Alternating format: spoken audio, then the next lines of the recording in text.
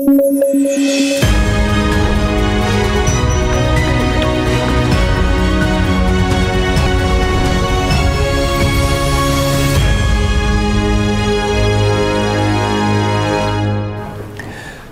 वालेकुम। प्रोग्राम सहाफ़ी में मतीउल्लाह जान। पार्लियामेंट में आईनी तरमीम की जो धूम थी, जो तूफ़ान था, वो झाग की तरह बैठ गया है और हुकूमत और हुक्मरान इत्तेहाद के लोग अब कहीं नज़र नहीं आ रहे, बिल्कुल वैसे ही गायब हो गए हैं जैसे वो कहते हैं ना कि सींग गायब हो जाते हैं। मगर अभी भी मामला चल रहे हैं। पाकिस्तान पीपल्स पार्टी की क़ियादत मौलाना फजलुर रहमान को घेरे में ले रखा है उसने, और अभी भी कोशिशें हो रही हैं, जबकि ये मालूम नहीं पड़ रहा कि आखिर जो मुजव्वज़ा आईनी तरमीम है उसका हकीकी ड्राफ्ट या वो कौन सा है। कुछ लोगों के मुताबिक 2-3 किस्म के ड्राफ्ट चल रहे हैं और ख़ुद नून लीग के जो हुक्मरान जमात के लोग हैं वो ये गिला कर रहे हैं अपनी हुकूमत से कि कौन सा ड्राफ्ट दुरुस्त है, जिस पे उनको बड़ी सख्ती से खामोश रहने का भी कहा जा रहा है।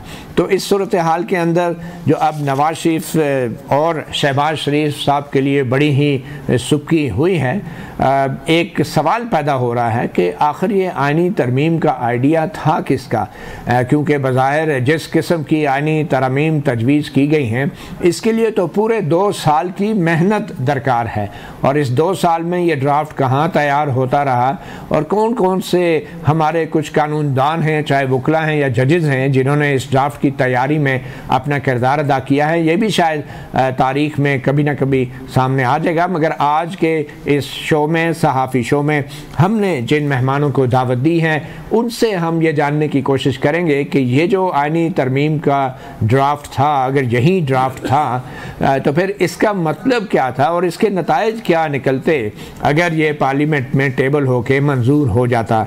इस सिलसिले में आज हमें ज्वाइन किया है हमारे पाकिस्तान के वकला बरादरी की एक लेजेंडरी शख्सियत, साबिक सुप्रीम कोर्ट बार एसोसिएशन के सदर जनाब एडवोकेट मुनीर मलिक, जिन्होंने जनरल मुशर्रफ के 3 नवंबर के एमरजेंसी प्लस के ख़िलाफ़ वकला तहरीक की क़यादत करके तारीख़ में अपना नाम सुनहरे हरूफ में भी लिखवाया है।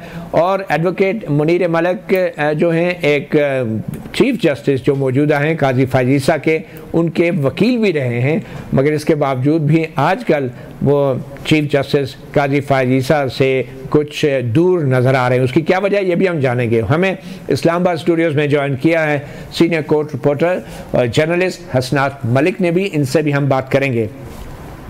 तो सबसे पहले आपको मुख्तसरन मुनीर मलिक साहब, आपकी इजाज़त से सिर्फ जो नई मुजव्वज़ा आईनी तरमीम के अंदर जो वफाकी आईनी अदालत फेडरल कॉन्स्टिट्यूशन कोर्ट की बातें की गई हैं वो हैं क्या, उसके मुख्तसर खदोखाल आपको बताते चलें सिर्फ याद दहानी के लिए, और ये भी आपको बताते चलें कि आज आपके साबिक क्लाइंट काजी फायजीसा और मौजूदा चीफ जस्टिस काजी फायजीसा को बतौर चीफ जस्टिस 1 साल पूरे हो गए हैं, और इस 1 साल के ऊपर भी बात करेंगे कि ये 1 साल जो है हमारे पाकिस्तान की 76 साला जमहूरी तारीख़ पे कितना भारी गुजरा है या बहुत ही हल्का गुजरा है, इस पर भी बात करेंगे। पहले चलते हैं फेडरल कॉन्स्टिट्यूशनल कोर्ट की कुछ अहम फीचर्स, उनके बारे में बात करते हैं। हुकूमत जो है बज़ाहिर इस वफाकी आईनी अदालत के क़याम के ज़रिए सुप्रीम कोर्ट ऑफ पाकिस्तान को लग रहा है कि मफलूज कर रही है। आखिर ये है क्या?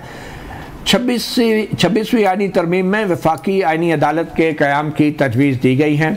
सुप्रीम कोर्ट से सो मोटो अख्तियारात और आईनी मामलात वफाकी आईनी अदालत को मुंतकिल किए जाएंगे। वफाकी आईनी अदालत के पहले चीफ जस्टिस और जजेस की तैनाती वज़ीर आज़म शहबाज शरीफ के मुबारक हाथों से होगी। तरमीम के बाद चीफ जस्टिस पाकिस्तान व वफाकी आईनी अदालत के सरबराह को कहा जाएगा, यानी कि जब अगर ये तरमीम मंजूर हो गई तो जो चीफ जस्टिस ऑफ पाकिस्तान जिनको हम कहते थे वो फिर सुप्रीम कोर्ट के चीफ जस्टिस बन जाएंगे, और जो वफाकी आईनी अदालत के चीफ जस्टिस होंगे वो चीफ जस्टिस ऑफ पाकिस्तान कहलाएंगे। ये कौन होंगे इसके बारे में भी बहुत सी बातें हो रही हैं। इसके बाद वफाकी आईनी अदालत हाई कोर्ट में दायर रिट दरख्वास्तों को दूसरी हाई कोर्टों में मुंतकिल कर सकेगी, सिर्फ रिट दरख्वास्तों की हद तक, और फिर रिट दरख्वास्तों पर हाई कोर्ट के फैसलों के खिलाफ अपील सुप्रीम कोर्ट की बजाय वफाकी आईनी अदालत में की जा सकेगी। जजों के खिलाफ इंतज़ामाती कार्रवाई करने वाली जुडिशल काउंसिल की सरबराही भी वफाकी आइनी अदालत के चीफ जस्टिस करेंगे। वफाकी आइनी अदालत के चीफ जस्टिस और दीगर जजेस साहिबान मुस्तकबिल में मेंबरान कौमी असम्बली की कमेटी की अक्सरियत से मुकर्रर होंगे। वफाकी आइनी अदालत के जज की रिटायरमेंट की उम्र की हद 68 साल होगी। तो मुनीर मलिक साहब, बहुत शुक्रिया, आपने सहाफ़ी प्रोग्राम को वक्त दिया। मेरा पहला सवाल तो ये है कि ये जो वफाकी आइनी अदालत का एक नया ढांचा जो खड़ा किया जा रहा है इस मुजवज़ा आइनी तरमीम के अंदर, आपके ख्याल में ये टेलर मेड है किसी ख़ास शख्सियत के लिए? और वैसे तो ये कॉन्सेप्ट बहुत पुराना है और इसकी क्या ज़रूरत थी? मसीह भाई, हसनात भाई, आइन के आर्टिकल 19 में ये तो हक है ना मेरा कि आपके तबसरे से पहले मैं कुछ बोल सकूं। जी जी बिल्कुल है। जी जी बिल्कुल। सबसे पहले मैं कल भी फायज ईसा के साथ था और आज भी फायज ईसा के साथ, इसमें कोई दो शक नहीं होने चाहिए। ठीक है, बिल्कुल। इसमें अब ये बात हो सकती है कि उनका कोई एक फैसला सही हो, कोई गलत हो, आपकी परसेप्शन में या मेरी परसेप्शन में, लेकिन मुझे ये कामिल यकीन है कि वो हमेशा ईमानदारी से फैसला करते हैं और करते रहेंगे। अगर मेरी कोई जद्दोजहद थी 2007 में, तो उसमें मुझसे ज्यादा फायज ईसा की थी। वो भी 2.5 साल जो है किसी अदालत में अफेयर नहीं हुए। चलें, इसको तो अब आप करें बाय। दूसरा ये कि सबसे पहले हम इसको देखते हैं कि ये आईनी पैकेज, मैंने तो उसका एक ड्राफ्ट जो सोशल मीडिया पे सर्कुलेट कर रहा है वो पढ़ा। मुझे आप ये बताएं कि आपको याद है कि जनरल मुशर्रफ एक कानून लाए थे कि किसी भी हाई कोर्ट के जज को एक जज से दूसरे जज भेजा जा सकता है? जी, आपको याद है? जी जी बिल्कुल।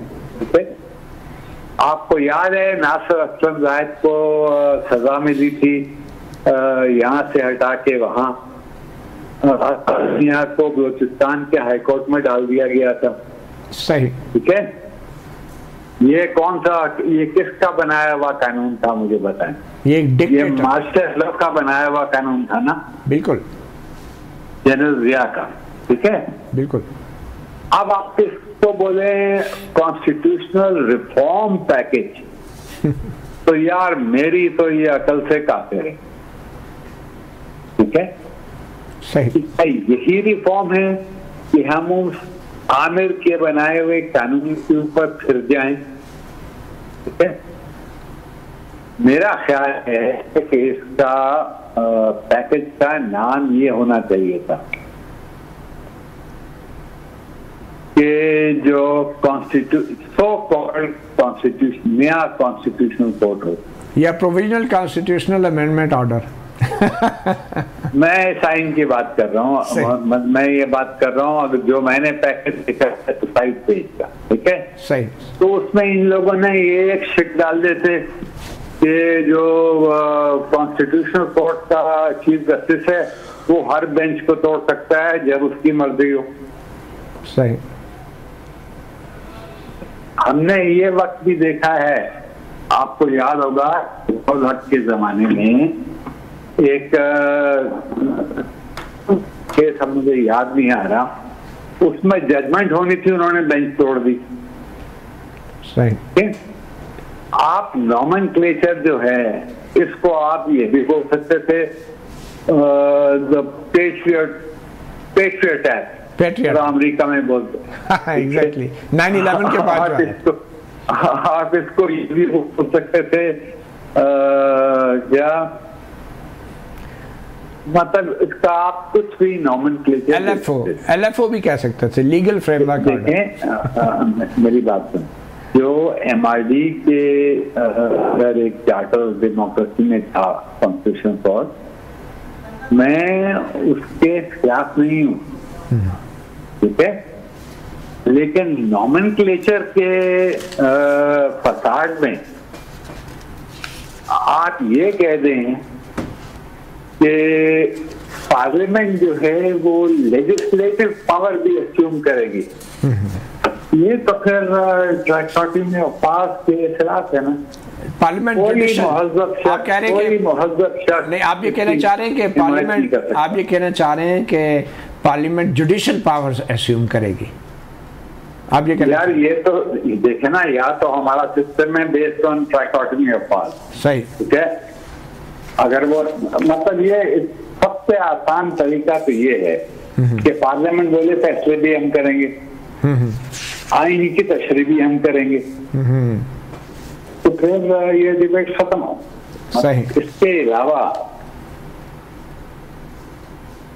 इस पैकेज में और है क्या, मुझे बताएं। सही।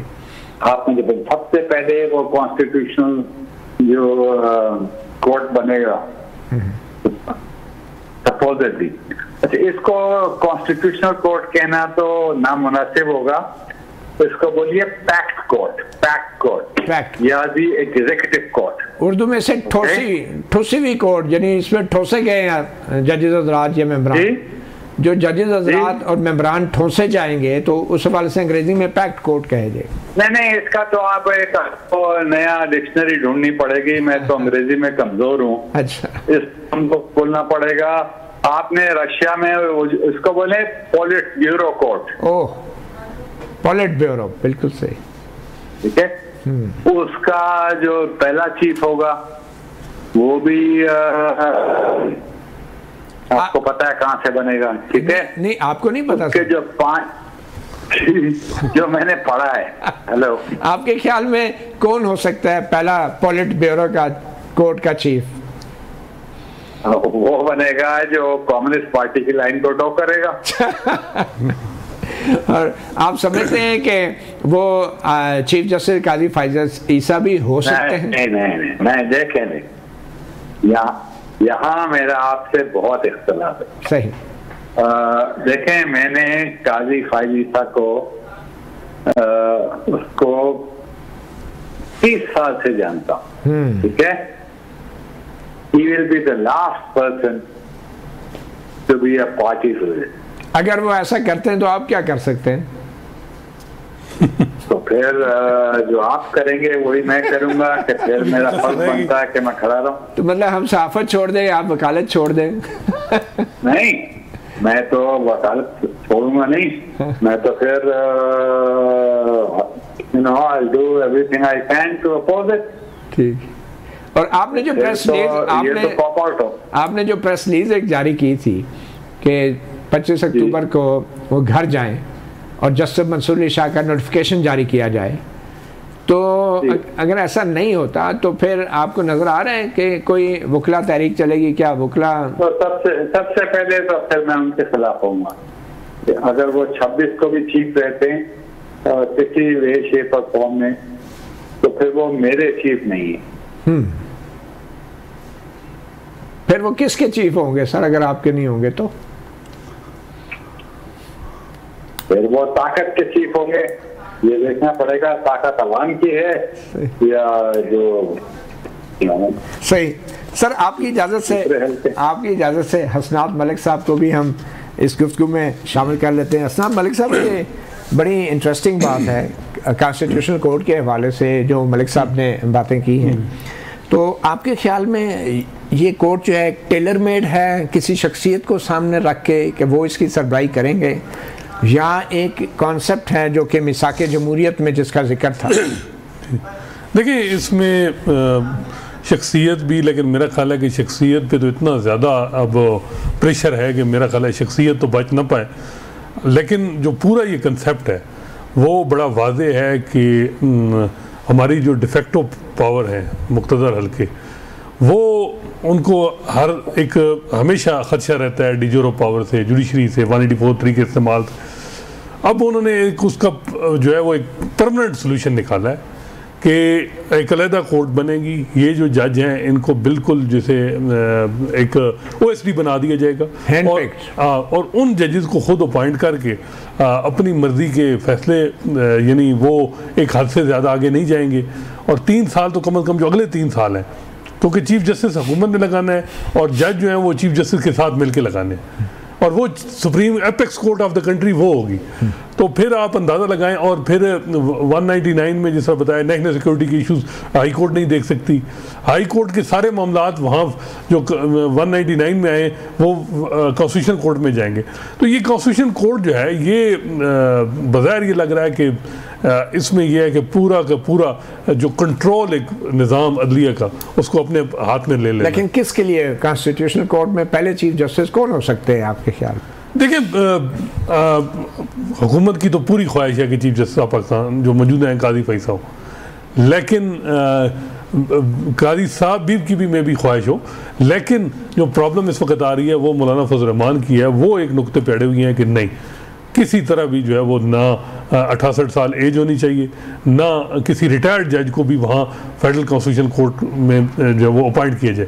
इस चीज़ की तो कमरान मुर्तज़ा साहब को मैं कल सुन रहा था कि जी ठीक है फेडरल कॉन्स्टिट्यूशन कोर्ट बनाई जाए, लेकिन वो सुप्रीम कोर्ट से बड़ा इदारा ना हो, और दूसरा ये है कि जो है वो रिटायर्ड जजेस वहाँ ना जाए।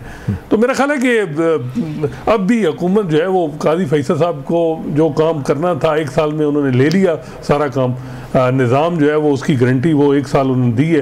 अब मुझे लगता है कि वो जो है वो कोई और जज भी हो सकते हैं। कई सुप्रीम कोर्ट में 2-3 ऐसे जज हैं जो अभी 12 जुलाई के फैसले को कहा कि ये गैर आईनी फैसला है, अमल दरामद के लिए इदारे पाबंद नहीं है। तो ऐसे जज हैं मौजूद, और रिटायर्ड जज भी कई ऐसे होंगे जिनको आप जस्टिस अमीनुद्दीन खान की बात कर रहे हैं और जस्टिस नईम अफगान की, देखिए ऐसे हैं, कई ऐसे हैं। बिल्कुल, जमाल मंदोखेल साहब ने भी एक बड़ा अच्छा दरमियान वाला आइडिया दिया था जिससे रिजर्व सीटें भी पूरी हो जाती है हुकूमत की। और वो अच्छा, 5 के पैनल में तो नए चीफ जस्टिस के सुप्रीम कोर्ट के जो उम्मीदवार हैं उसमें जस्टिस जमाल खान 3 है, वहाँ जस्टिस अमीनुद्दीन खान। लेकिन सुप्रीम कोर्ट में 3 मैं तो असनाद का मसला हल कर सकता हूँ। जी जी, ठीक है जी सर। अगर हम आइन को अमेंड कर रहे हैं, ठीक है, तो बेस्ट तो ये होगा कि मोहसिन नकवी साहब जो है नए चीफ जस्टिस बने कॉन्स्टिट्यूशनल कोर्ट। सही, बिल्कुल कोई कबात तो नहीं है ना। बिल्कुल, तो वो तो फिर आइन पे अमल दरामद भी करवा सकेंगे बड़े ज़बरदस्त तरीके से। जी बिल्कुल। और फिर तो पूरी पार्लियामेंट और अदलिया जो है एक SHO की मार हो जाएगी। फिर आप सोचे ना, आप इसको जरा कोलैप्स करके तो देखें कि ये कॉन्स्टिट्यूशनल कोर्ट क्या बन रहा है। सर, इस पे माजरत के साथ हम बात करते हैं, एक छोटी सी ब्रेक लेंगे और वापस आते हैं। हमारे साथ मौजूद हैं साबिक सदर supreme court bar association advocate Munir Malik और सीनियर जर्नलिस्ट कोर्ट रिपोर्टर हसनात मलिक।